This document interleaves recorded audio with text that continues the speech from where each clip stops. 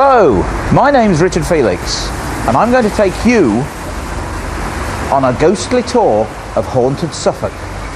Some of the stories I'm going to tell you are of ghosts, of spirits and entities, and of course witches, murders, executions, gibbeting and dissections. And what better place to start this tour than here at Bury St Edmunds. 68 witches were hanged in one day on the orders of Matthew Hopkins, the Witchfinder General. Bury St Edmunds was the assize town where the trials took place, and of course the executions took place as well. Here we are at the old abbey, destroyed in 1327 by the townspeople. They rioted here in Bury St Edmunds, burnt down the abbey. There are at least 3 ghosts reported seen here in the abbey precincts. One is the ghost of Maud Carew, who was a nun here at the abbey. She poisoned the Duke of Gloucester, but unfortunately, by accident, took some of the poison herself and of course died. And her ghostly wraith has been seen wandering around the precincts. Also, ghosts of 2 different monks have also been seen wandering around here. But we're off now to a place called Moyses Hall, where we have the most incredible murder story and ghost story. And also inside that place, after the sacking of the abbey, the townspeople went to Moyses Hall, and someone reported seeing the devil himself inside the place. So, come and join me now at Moyses Hall, and settle back, give me your full attention, turn down the lights, and let me take you on a haunted tour of ghostly Suffolk.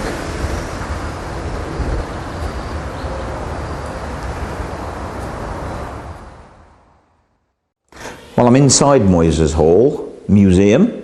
With me, Chris Mycock, your museum assistant. That's right, yes. And here we have the most incredible array of items to do with one of the most famous murder stories, possibly, certainly of all time, if you like, surely, and ghost story as well to go with it. Yeah. This, of course, is all the items from a man called William Corder, who murdered a girl called Maria Martin, who was the daughter of a mole catcher. Yeah. She'd had a baby by him which had died, I believe. That's right. And he didn't want the family to know. He promised to marry her, but in fact what really happened was that he murdered her in what was known as the Red Barn, which is at Polstead. Was at Polstead. That's right. The barn's gone, of course. Well gone. That's a shame, isn't it? But we do actually have a picture, amongst other things, of that is the actual... That's said to be how it looked. We also have a pottery model of it as well. Good, because it is, which is such a famous story. Yeah. Now, he murdered her, and of course, the ghost story comes in partly from her stepmother, Anne, who, of course, they knew not where she'd gone. She disappeared. Yes, indeed, yeah. And Corder kept writing or seeing them and saying, no, she's hurt her hand, she can't write, we're married, she's living in Yarmouth, that was Yarmouth on the Isle of Wight, she's well, she sends her regards. And this went on for months. Yeah. The murder was in April. Yep. 1828? May 1827. Yep. She wasn't discovered till April 1828. Yeah. She disappeared. She left her small child. She'd had yes, because she'd had various children. I know. Each had a different father. Yeah. And the second one was by Corder's older brother. Yes, that's right. So Maria was, should we say, seemed to have been a friendly girl. Yes, indeed. Highly regarded, I think, by people in the village. She was well educated. She'd been brought up in a vicarage in service, so she'd had to go back home to to look after her children when her siblings, when her mother had died. That's right. Father remarried. The That's right. stepmother was only a few years older than Mariah. So they've probably got a bit of an affinity.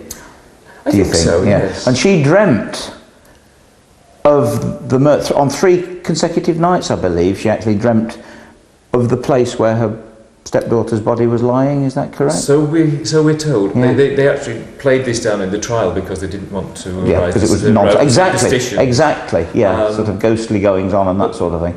Apparently, she wouldn't give poor old Mr. Martin any peace until he actually went up to the Red Barn, and prodded around in the barn floor, found a soft piece of earth. Something rather nasty came up on the end of his mole spud. Then he sent for a spade.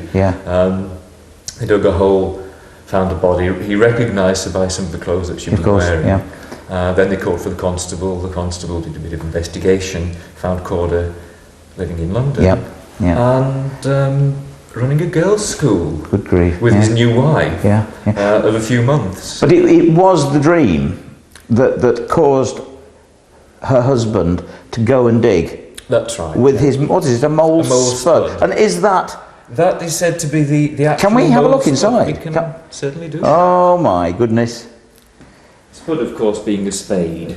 I see. Not a potato. So, I see. So that would probably be the one that was... That's the spud end, the mole catcher would have dug up moles with. But this is... That's what he killed them with. This is the end that he found Mariah with. Oh there would have my been gosh. a long wooden handle Yes, in of course. between. You can see the bits of wood left, but that's mostly gone. Corder, of course, was tried and sentenced and, of course, hanged for murder. But during the trial, they actually, because they didn't know exactly how she was killed, they put everything down, including stabbed with a sword, a blunt instrument, a sharp instrument, suffocated by the earth, and shot.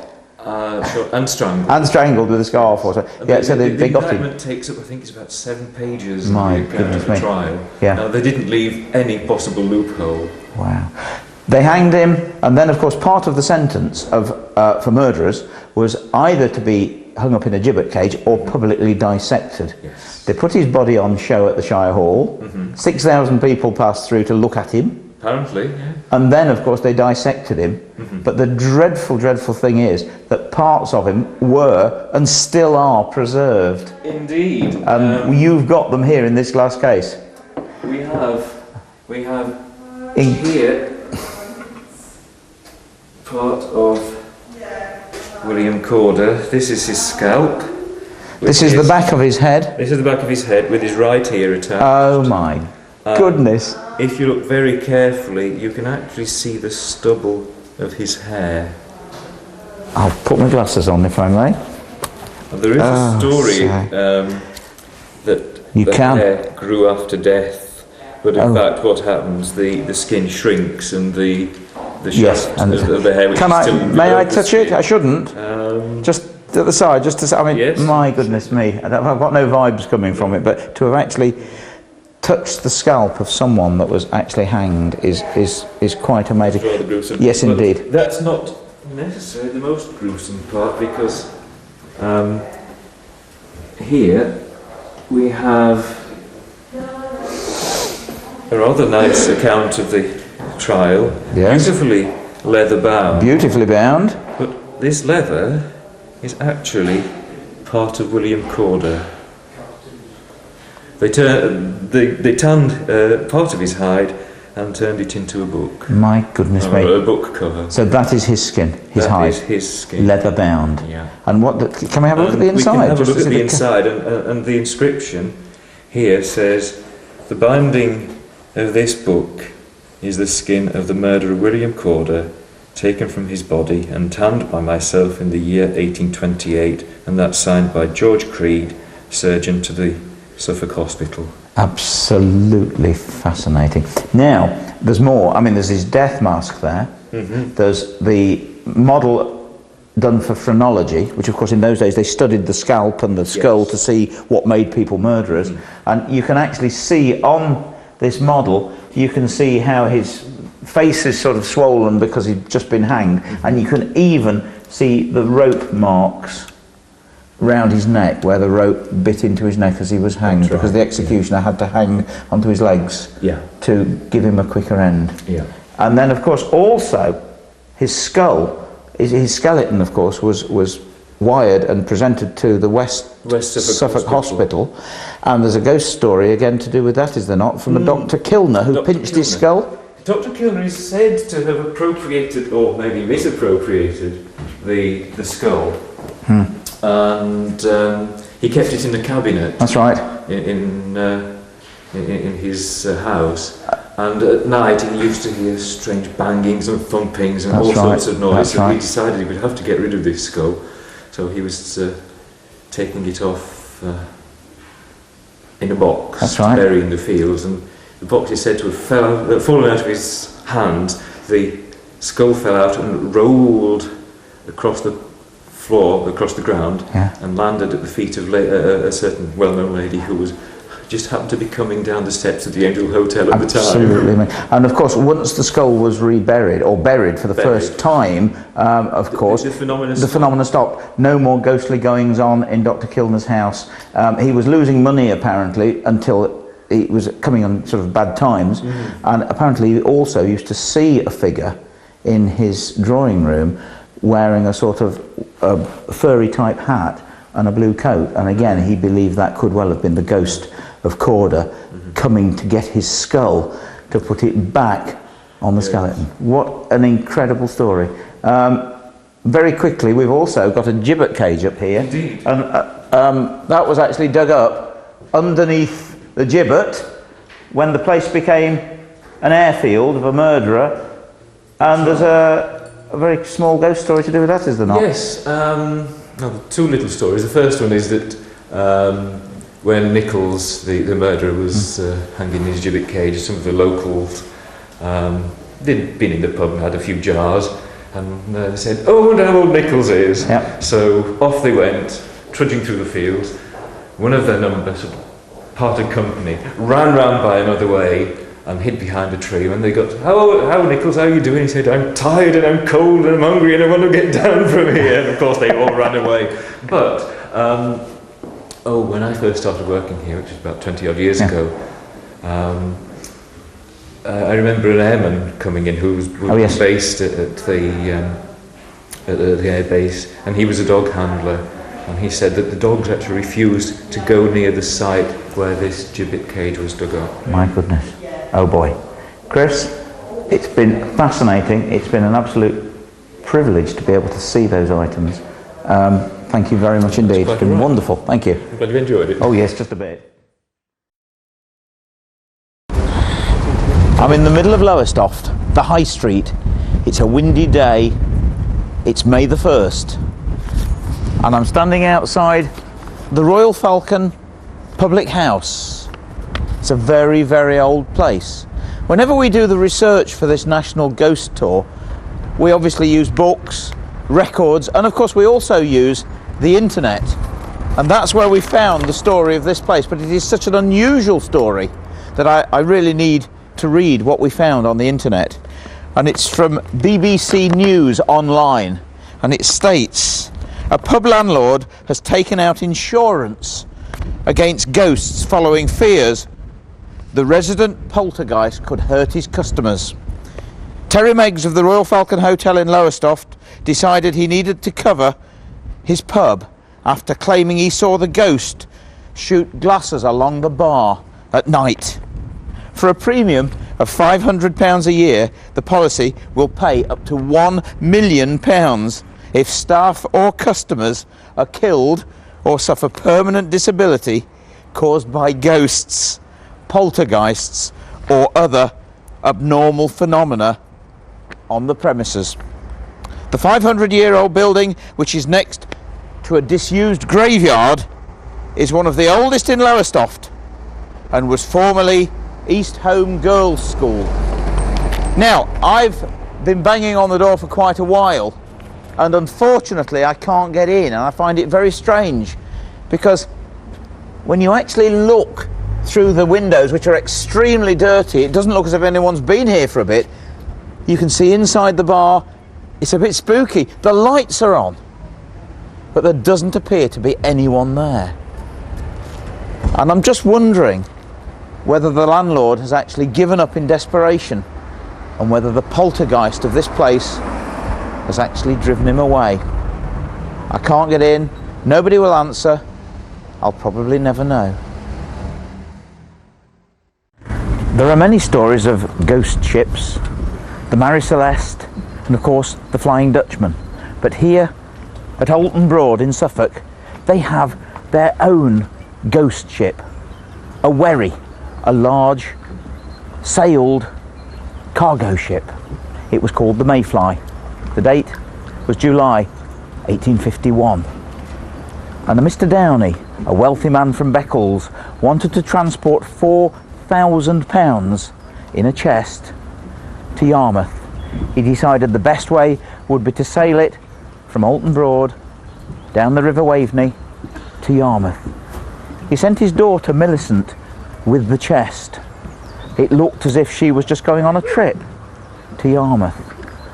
On board the ship was the captain, Captain Stevens, better known as Blood Stevens. He had a mate, a sailor, and a cook called Bert, who was a young boy.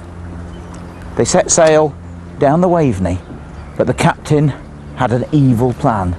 He was going to steal the money. He told the mate. The mate would not go in with him, and so the captain clubbed him on the head and threw him into the water, and he drowned. The captain that evening got drunk and went down to the cabin where Millicent was and assaulted her. She fought back.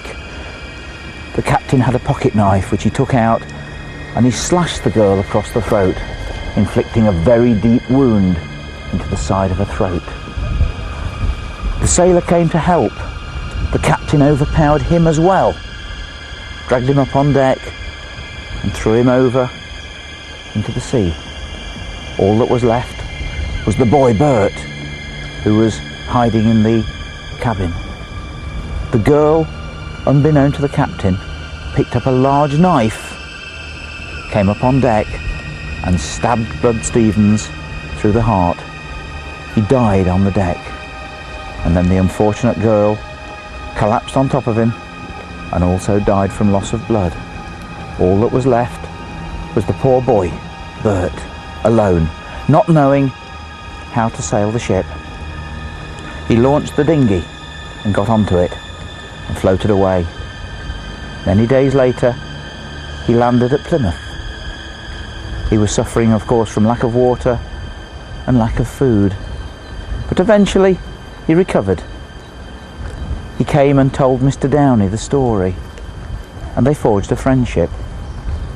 3 years later, Mr. Downey and the boy Bert were fishing here on Alton Broad when all of a sudden the weather changed. Lightning started and thunder, and then they saw this large ghost ship, white, phosphorus, sailing towards them with its sails billowing. It was too much for Mr. Downey, who by that time was an old man. He died of a heart attack. And they say that on the anniversary of that dreadful event, the 24th of July, people to this day still see Blood Stevens and his wherry sailing onto Alton Broad with murder on the decks and death at the helm. Mr. Harbour Master, you're not going to arrest me for trespassing, are you? No, that's all right. No Thank you very much. Do they still see the wherry here or not? No, some people say that they have, but really they haven't. And the reason that they haven't, as far as I'm concerned, is that we have a bonfire on August Bank holiday out on the Broads on a raft, and on top of the bonfire is a golden wherry, and we burn the golden wherry, and that is supposed to keep the mayfly off the Broads. So that's why people don't see it. Oh, I see. So that's amazing. Yeah. So every year, as a sort of visitor attraction, tourist attraction, August Bank holiday. Bank holiday Monday, before the firework display, just as it's getting dark, we burn the golden wherry. And That is amazing. And that's supposed to keep the mayfly off the boards. It's a well-known, mayfly's a well-known story. Oh, exactly. Oh, I mean, it's sort of Flying Dutchman type stuff. Yeah, it's a well-known story. But I don't know when it started, the burning of the Golden Ware, I don't know when it started, but I've been here 11 years and I've lived in those stuff 40 years now, and that's all the time I've been here, they've Always been happened. doing it. Amazing. English tradition. Absolutely. Yeah. Fantastic. Thanks very much indeed. Not a problem. Thank you. Okay. I'm in the grounds of Roos Hall, very close to Beccles, and here we have the famous hanging tree. This was once used to hang felons from. Hanging was introduced into this country at the time of the Saxons in about 600 AD, and all it was a convenient tree with a large bough sticking out from it, like this one up here. A rope would have been thrown over it.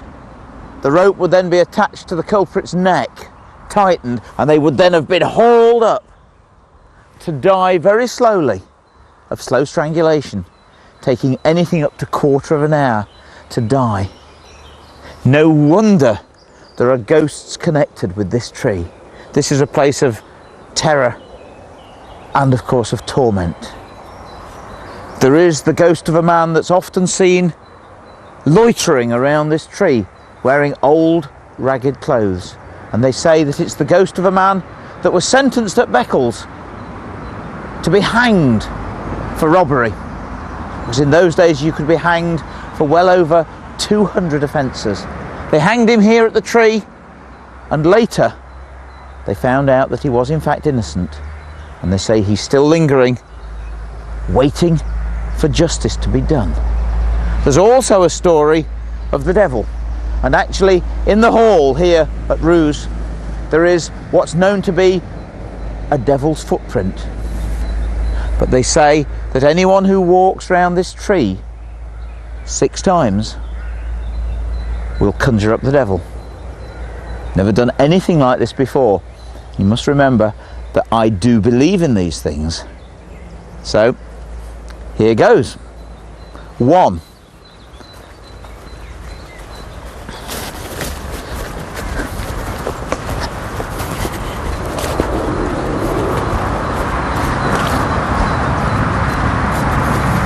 2.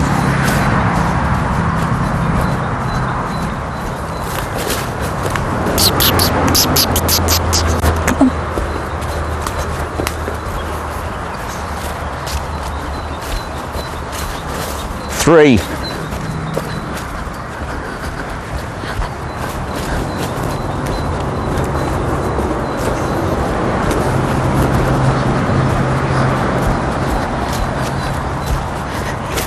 4.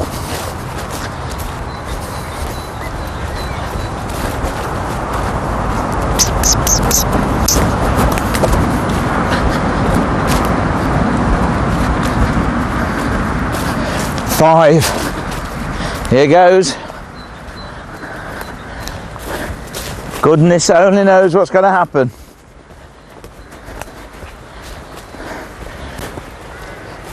I am concerned. 6. I presume you noticed that the whole time I was doing this, there was a black cat with me. That bothered me as well. I think the best thing I can do is to hightail it out of here before old Nick comes. Come on, puss!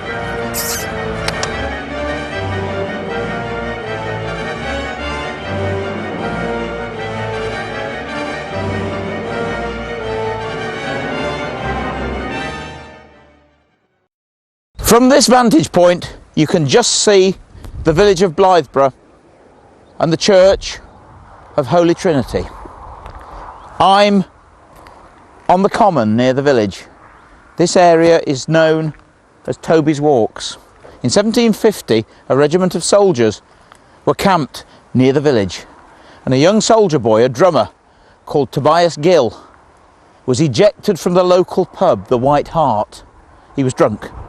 He wandered onto the common and met a girl called Anne Blakemore. He murdered her. He strangled her with his scarf and left her body here. The following morning he was arrested. He was tried, sentenced and hanged for murder, probably at Bury St Edmunds. Part of the sentence for murderers in those days was that you also were hung up 30 feet high on a gibbet post in a metal cage. The body was tarred to preserve it, and the crows pecked at the flesh and pecked out the eyes. His body was left there for over 50 years, and eventually the gibbet cage was taken down, and they say he was buried in the church. But it was very seldom that murderers were allowed to be buried in consecrated ground, and it's much more likely that his bleached bones were buried here underneath the gibbet. And they say that on a dark, windy night, people can still hear the creaking of that gibbet cage, and people walking their dogs here have often reported seeing the ghostly figure of a soldier, the ghost of Tobias Gill.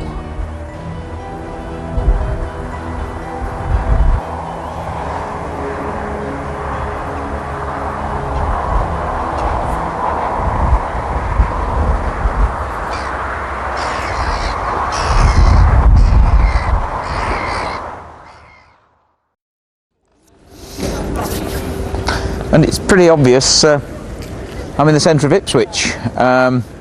With me is Pete, who does the Ipswich Ghost Walk, and so let's be honest, there's nobody better to talk about the ghosts of Ipswich than you. So over to you, sir. Well, we're right on the site of one, just by the Tourist Information Office. This is the old St Stephen's Church, and just down in the side of the building in that corner there, when the tourist board took the place over a few years ago, people started seeing ghosts of a couple of ladies, and it's a good example of a modern ghost, because these ladies are like in their 60s with ordinary clothes of today on, and it was looked into. They called them the organist because that's where the organ used to be. Right. And turned out, when this church was still going as a church, haven't got many houses around here now because it's the town centre. Yes, congregation went, vicar went, but these two ladies, they kept the place going. They'd come in and polish the pews and arrange the flowers, open it every Sunday whether there was anybody here or not. Right. Eventually the authority said, sorry, we can't keep it going, it's too much money, and they were very, very upset. One of them unfortunately died quite quickly after, and the other one followed. One of the nice things to do on ghost tours is, you probably know yourself, people keep coming to you with more and more details. They do. Yes, indeed, you're adding to the jigsaw all the time. One lady come up and said, I used to flog them the flowers each week, you know, and things like that. But one night I had a lady come on who told me that they were her great aunts. They lived in the Rushmere area of Ipswich, and it was virtually their life. They lived together in the house, never married, and this was their life, and when this went, their life went, unfortunately. So it was just probably why they've got such a strong attachment to the building. They linger. They in fact stay with the building because of their love for it, I would think. Yeah. Tell you what, we've done the church. Shall we do the pub? Shall we? Now, that's a very good idea. Yeah. Church, then pub. Excellent. Back in my misspent youth, I used to be a disco DJ, and this is one of the places I used to play. Right. In the little flat roof bit along the side. Yeah. And in those days, a couple called Jim and Doris Biddulph used to run it. Jim was known as Bannon Biddulph because he was always banning people, but he'd let you back in next week, you know. Right. It's all right. Yeah. And they had this thing happen there. Wife Doris says to him, Jim, that little old junk room, why don't you turn it into a bedroom so when our relatives come down from Yorkshire, where they come from, somewhere to stay. Yes, dear, he said, knows who the boss is. So he gets in there, carpets it, wallpaper, bed, the works. The last thing he goes to do, put a mirror on the wall. Right. Have a mirror, screws this mirror on the wall, goes back a few hours later, and it's got a big crack across it. So probably screwed it too tight, warp mirror, whatever, takes the pieces down, puts another one up the same a few days later, comes back, all in pieces on the floor. Yeah. So they tried standing one on the chest of drawers, that fell off. They tried a chain on the wall, all sorts. Couldn't. 6 mirrors. Always breaking. 6 mirrors in 6 weeks. Yeah. And also this room always seemed a little bit chilly. And they never saw a ghost at the time, but they always used to laugh and say, mirror cracker ghost. I've been telling that story to friends for about 30 years and tell it on the ghost tour and so on. Anyway, one night I had a chap on the ghost tour, Yes. and he says, I bet I know which room it is. I said, oh, you heard the story before? He said, no, he says, but a bit of a coincidence. I said, well, come on, tell us. He said, this end section, at the back, upstairs, smallest little room in the middle. So I said, oh yeah. So, how do you know? I said, that's the right one. He said, I'm an electrician. My company's been in there 3 times to rewire it. They still can't keep a light bulb no more in about 2 months. Good grief. That's not the end. One of the ladies who managed it in there for a while, we told her the story, she knew it. She got very excited one Christmas because her boyfriend was coming back from abroad, going to move in. He turns up with all these bags and boxes and so on. Where shall I put these? And she told us that this little room is just a little box room now. Up the stairs he goes. He didn't know the story. So where shall I put the bags and boxes? Oh, just in that room there. Opens the door, flicks on the light. As he does, the light bulb goes pop. Well, all right, you know, that's not necessarily a psychic experience or anything. So anyway, puts the stuff down, leans out of the door to say, "Here, the light bulb's gone." And as he does, a shadowy figure walks down the corridor. Wow. 30 years on, there's still stuff happening in there. Good Lord. Anybody know Nobody knows who it is, what it is, or anything. Yet. But the room apparently is still chilly. They don't use it for much now. It's just got a filing cabinet and a few papers in. But maybe that's the reason why they keep it that Possible. way. But again, as you've already said, things get added to all the time, and one day someone will probably add another piece to it. Yeah. Amazing. Very good. The Plough in Ipswich. Absolutely. Yeah. Come on up this way. Come on then. And what about this? I mean, that has got to be something special, building, isn't it? Wonderful. It's the ancient house. It's probably the best known old building in Ipswich. Wow. And if you look underneath those windows, Yes. 4 continents: America, Africa, Asia, and Europe. Right. Which one's missing? Australia, isn't it? Of course, yes. They hadn't discovered it when this place was built. Oh my goodness. But if you notice over the top of the crest, C2R, Yes. Charles II, Oh, yes. gives you a clue that the plasterwork, the pargeting as we call it, Yes. wasn't original. This was because this place was built late 1500s, Right. and of course Charles II came back onto the throne towards the end of the 1500s. Yeah. Correct. So this was a celebration by the people who lived here. Hooray, the king is back, which is really unusual in Ipswich because Ipswich was a Puritan stronghold. Oh, was it? So these lot, the Sparrow family who lived here for centuries, they were under house arrest half the time, and this was their way of going, Yes. outside fun, you know. When I was a little boy, they used to have a wax model of Charles sitting in a chair in a priest hall room because he was reckoned to have stayed here on the run from the Battle of Worcester. Possible. Yeah. Possible. At least they were royalists. Oh, yeah. Anyway, it's always had a story of a grey lady ghost. In the days when it used to be a bookshop and everything else. Yeah. Old-fashioned clothes, haunting around upstairs generally. Yeah. So anyway, the shop closed, reopened as Lakeland Plastics and so on. And my friend Ed, who you've met one day. Yes, indeed I have. Yes, came to Derby. Rang me up and said, "Hey, there's a new bit to the story. The manager there has had problems with the new shop. Displays have fell down for no reason. The staff's frightened because they've seen this grey lady ghost and all this sort of thing." Called a medium in from the town that he come from because he didn't come from around here. She came in and said, "Oh yes, there's definitely something here. They're not winding you up. This is, this Real is stuff. old. Yep. This is female. Let me wander about a bit and I'll see what I can find out." Came back and said, "Can't tell you much more. I was looking for a name. The only name I could get was Lakeland, which is your company name. It must be all your signs putting me off." Yes. So he told me that on the phone in the morning. Afternoon in the archives, I was looking at Matthew Hopkins, the Witchfinder Gent, who had a reign of terror in 1645. Did just 400 people probably responsible for their deaths. Yes, and so on. 68 in Bury St Edmunds alone, wasn't it? Yeah. Well, in Ipswich, he only arrested 9. Yes, because we're good blokes. You see. That or more crafty, not getting caught. Yeah. And so I thought, right, what happened with these? 8 of them sent up to Bury St Edmunds for trial. 4 of them found not guilty. 1 man and 3 women found not guilty, let off. The other 4 were hung. Witches were hung in England, not burnt like in Scotland or on the continent. Indeed, yes. But what about the other one? There was 9.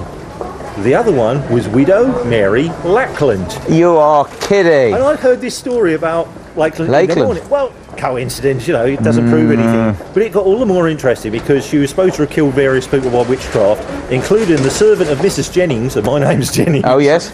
And her husband and the tutor of her grandchild. Now, this is somebody who could afford a tutor for her grandchild. She got money, she got position, not like the rest of them who were like little old ladies. Oh, indeed, yes. Not a typical victim. No. So started looking at this one. Why was she kept in Ipswich, not up to Bury? And, well, there was always this thing about Hopkins that he was in with the Puritans, that they used his system of spies, informers, to get rid of any stray royalists or royalist sympathisers. And I think that's what be happening in this case, you see. In the trial, she's accused of these various things, put them to death by the use of some familiars, 2 dogs and a mole, so she obviously buried them to death. Yes, indeed. And so on. But of course, like any good trial record, it says who the people were, what they worked at, and what their address was. Yes. And it says what her husband did. He was a barber. Now, a barber in those days would do surgery on people, not just cut your arms and legs. They did indeed. Where did he do it?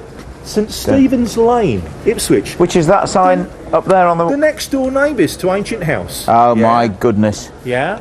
So if she was a royalist sympathiser or spy, of course she'd come and talk to the royalists on the corner. Of course she would. How's the battle going, you know? Yeah. So she occupied the building at some time, of course, possibly. if you want to get some connection there, you know, this medium that comes in and gets this name Lakeland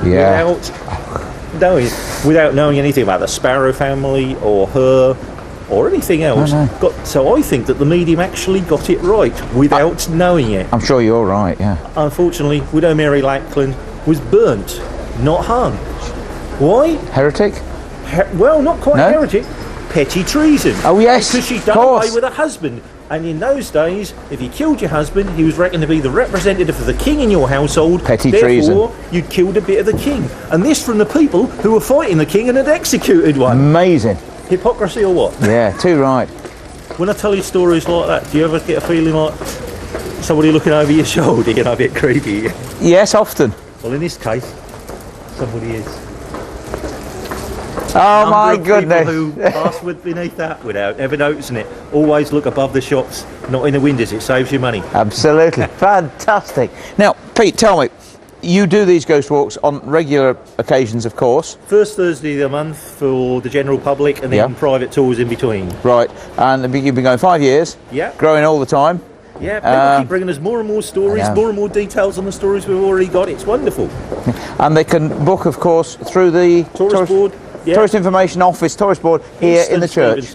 Lane, in Ipswich. Yeah. Pete, that's been fantastic. Thank you so much. It's been wonderful. Thank you very much.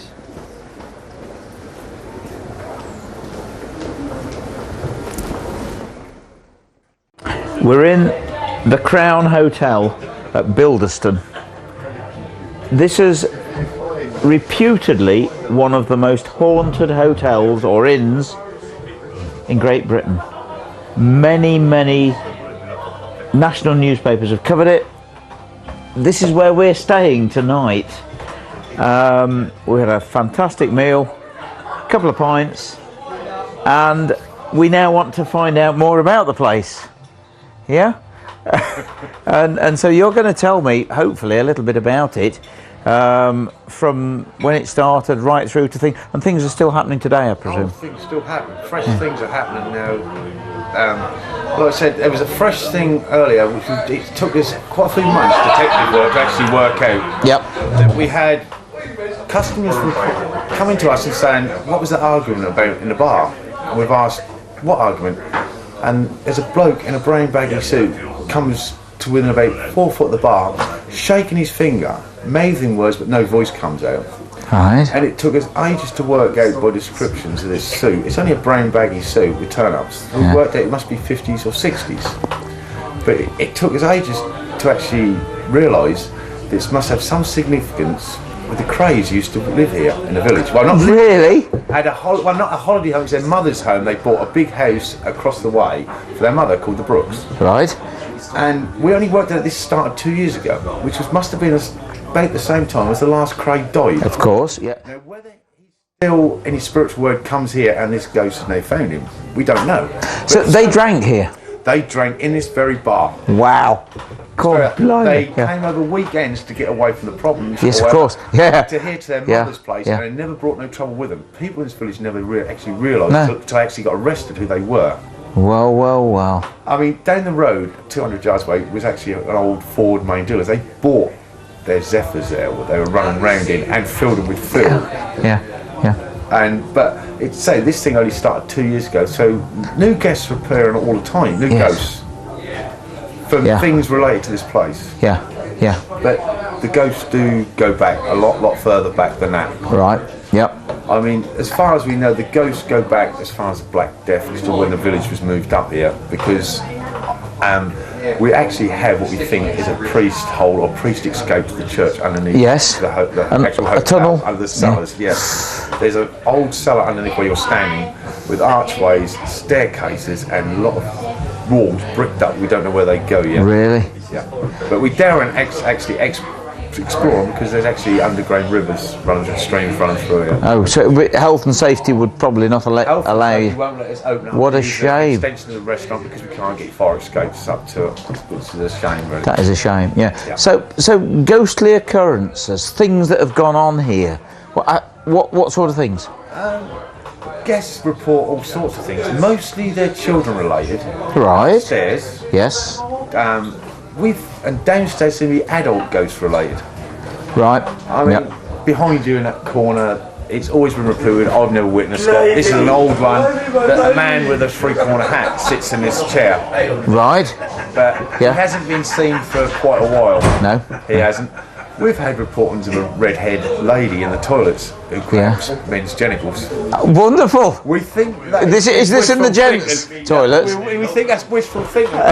There's a lot of people who come out and have actually said this to us. Really? But my personal experience with ghosts is I've been in here and had people looking around the walls at posters. Yes. And I've asked people like, who actually served him with a drink because there's no one else in the bar. And they've said, what bloke? And you look again and he's gone. But this is a modern day bloke, we don't know who that was. That could have been just my imagination. But I've washed glasses up and told people I've stopped throwing things at me. Great handfuls of rice. Really? Poltergeist activity. Yeah, great handfuls of rice. No, but nothing actually hits you. It hits the wall. Right. You can hear it against blackboards behind you. Yeah. It hits the wall when you get back to it. You tell people going like, stop throwing things. Stop it. I'm busy, you know. Yeah. And when you look behind the washing machines where you're working, there's nothing there. Now, talking about guests upstairs, I've obviously staying here tonight. Yeah, and I've got room number 6. And I'm told that that's the most haunted bedroom that's here. the one room that is the most reported to Fine. have any incidents in. Really? And what happens? Well, mostly say children related. They'll be Right. lying in bed at night and you'll hear children's voices and you'll hear children playing. Yes. Probably a couple of children. One guest woke his wife up in the middle of the night and said, someone's trying to pull me out the bed. They threw back the covers. He wasn't afraid of it. Yeah. His wife was in hysterics because you could actually see a small handprint finger marks in his bottom of his leg, pressing him and pulling him, and his leg was being pulled. Pulling him out of bed. Pulling him, and for a few seconds, it's only lasted another 10-15 seconds, I was trying to pull him, you could see the red marks where they're actually, or red mark in his Good leg, grief. where they're pulling his leg, and she was in hysterics and had to leave the room. So it wasn't his wife getting amorous or anything like that? No. This was actually someone trying to pull him out of the bed, but no harm whatsoever, you know, no intentional harm. No, It was no. it, and it stopped. And that's the room I'm in tonight. Here, giggling children playing. It's obviously they died, they had a short, happy life. Yeah. Yeah. So they're not So- evil ghosts or anything like that. They're happy. We've got no Everything's poltergeist. no. There's we think it's just a folklore that somebody, because the actual Suffolk hunt starts Yes. in the car park here on Boxing Day. Right. They all have sherry in the car park. And they Yeah. What we think one of the riders had too many sherries, and this hallway behind that door there, they reckon he tried Through to there? ride his Yeah. horse through there. Oh my and God. Out the back. The story is he actually decapitated himself on a beam, but what actually they did say happened, he knocked himself clean out hitting a beam trying to ride through it. Oh my God. Does he haunt the place as well? No, we don't. No. Oh, that's something. Okay. Somebody once reported a child on a bicycle riding through there. Gosh. So basically, you've got lots of ghosts. you've got a plethora of ghosts, yeah? And the most haunted place in the building is where I'm sleeping tonight. You've got the worst. Thank you. Thank you very much indeed.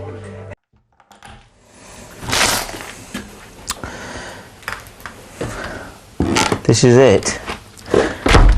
This is the most haunted bedroom in the whole place, and I must be quite honest with you, I've had a few beers because I'm frightened of ghosts. This is the most haunted room in the whole Crown Hotel, and while I was downstairs in the bar it was fine. There were people with me, but I'm alone, and don't like it. I've got a couple of items with me. One, a meter to check the temperature, because they tell me this is the place where they hear children. This is where someone had their leg grabbed, and I've got to sleep here alone. So first thing I need to do is to check the temperature. It's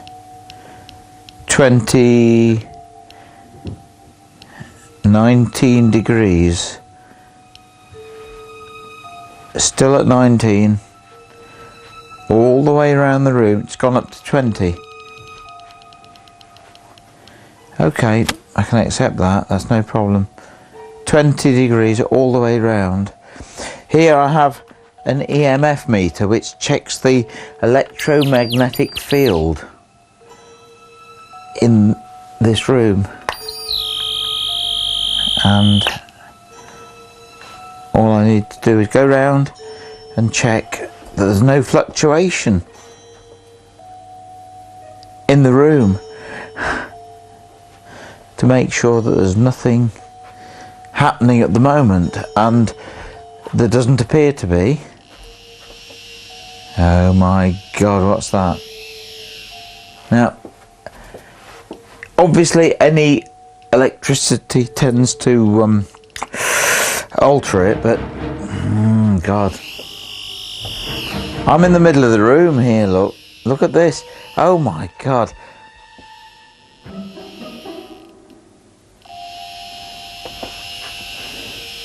That's not good. It's not that lamp. I go, yeah, fine, but hang on. This is in the middle of the room, and there's a change in the electromagnetic field. I don't like it. Let's go over here. Nothing. Absolutely nothing here. Nope. Little bathroom here. Old timber frames. No, nothing at all.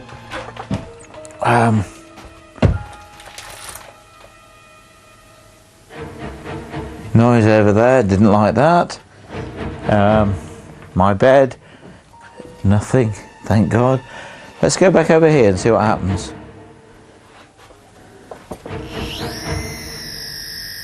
Look at this. Now, I'm in the middle of the room here,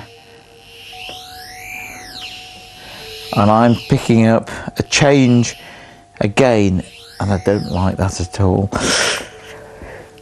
I'm worried. End of story. Put them down there. I've now got to go and get into bed.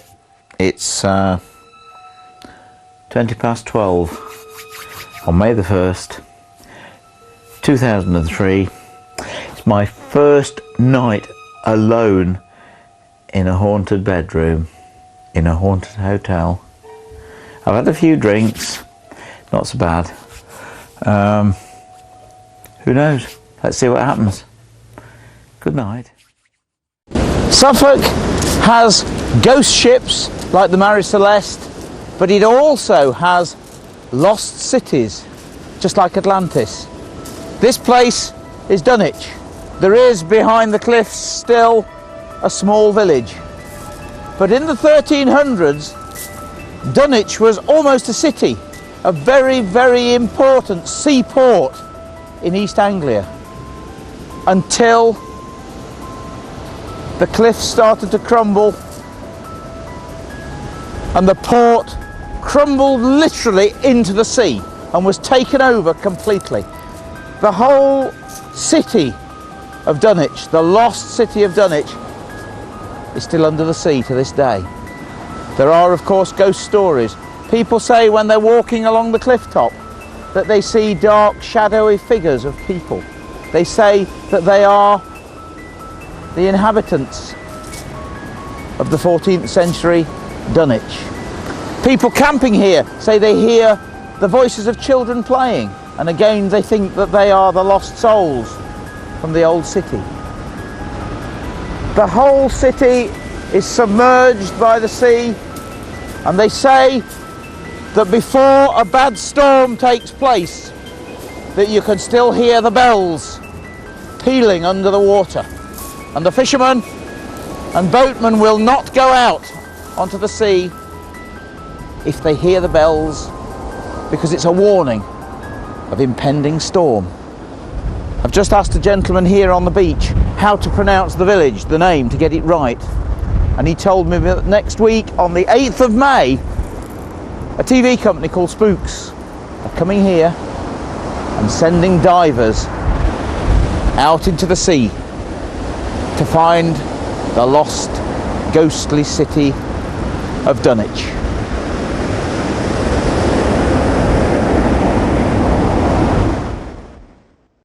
This is the village of Long Melford in Suffolk.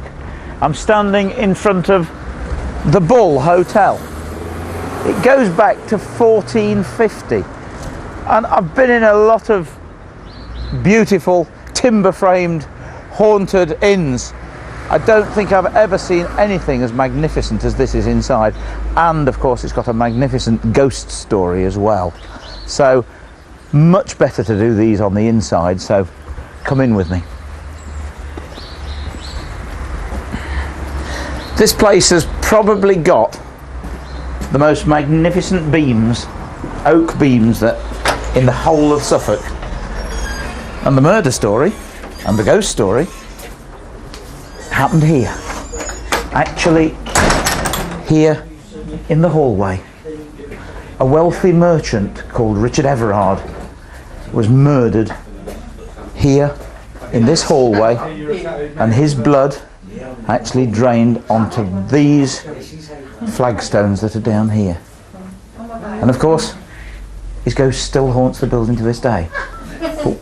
But we've actually got an eyewitness in the bar. So come with me. Hi, Sue. Now then, you have actually had ghostly experiences yourself. Yeah, here, right here. In the bar. Yeah, that's right. Yeah, a friend and I were sitting here one day eating lunch, and the bar door was closed. And then all of a sudden, this, which was hanging up over there above where the crisps is are it now. tankard? It's a sort of copper tankard, isn't it, Yeah, of sorts? that's right. Yeah. Right.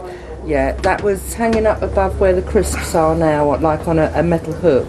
Yeah. And we were sitting right here, and it flew off and landed right down by the dishwasher.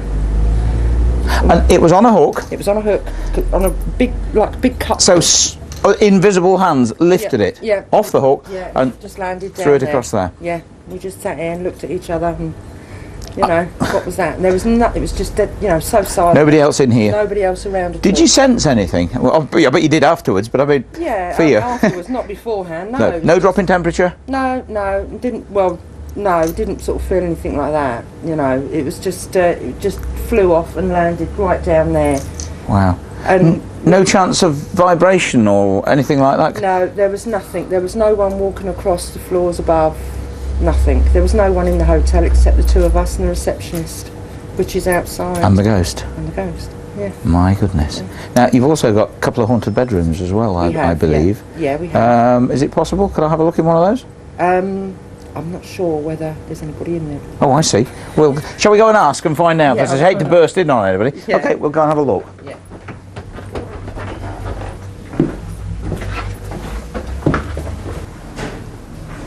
And I found Rodney And Rodney's going to take us upstairs to room 4. Room 4. You're not nervous, are you?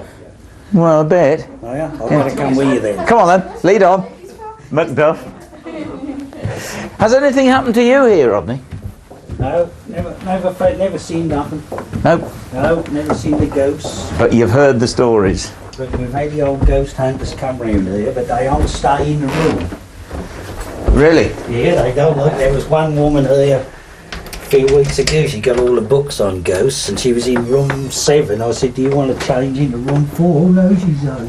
What, she wouldn't come? She wouldn't come in here. Even though she was, you know, interested in ghosts? She wouldn't sleep in here during the night. Oh, and they had all these ghost hunters come from London, and I said to her, "Change your rooms. There's nobody in Yeah. for." Oh, she wouldn't come in here to sleep. Really? Oh. Wow. Now, the story I've got is that someone was obviously staying in here one night. Following morning, they heard someone outside standing by the door, and then they heard a loud crash, as if the maid was bringing tea. Dropped the tray outside, and the person went out, opened the door to help the maid, thinking that, you know, she'd dropped everything, and there was nobody there. Yeah. Nothing. No broken crockery. Absolutely nothing. Yeah. Just the sounds of crashing and breaking pottery. Yeah. So. Well, I mean, who the ghost is or what he is, I don't know. But there was a bloke murdered in the entrance hall. That's correct. Yes, Yeah. indeed. So I would imagine that it's his tormented soul that's probably still wandering around as a poltergeist, sort of trying to, not necessarily frighten people, I think trying to get attention. Yeah. Possibly he needs sending to where he should go, exercising or something. My name's Richard Felix, and I'm here at my base at the old county jail in the centre of Derby. This place over the last 150 years has been a place of terror, torment, and of course death. And that's one of the reasons why this place is as haunted as it is. I've chosen Derby as the catalyst for the national ghost tour of Great Britain.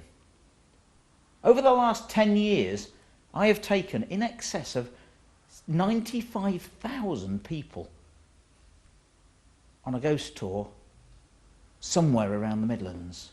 And of course, have spoken to many of those people on the tours, and of course have realised just how fascinated people are by ghosts. This is the reason that we have chosen to do this tour. The video that you've just watched is a part of that series, but I want your help. If you have a ghost story, then please either email me or write to me at the address that you'll see at the end of this video. Of course, you must remember that after speaking to so many people, I think I have an ability to be able to see through some of the stories, to be able to differentiate between a story that is true or a story that's made up. And of course, you must remember that 8 out of 10 ghost stories can be explained, but it's the other 2 that you've got to worry about. I hope you've enjoyed the video. Do sleep well, and don't have nightmares.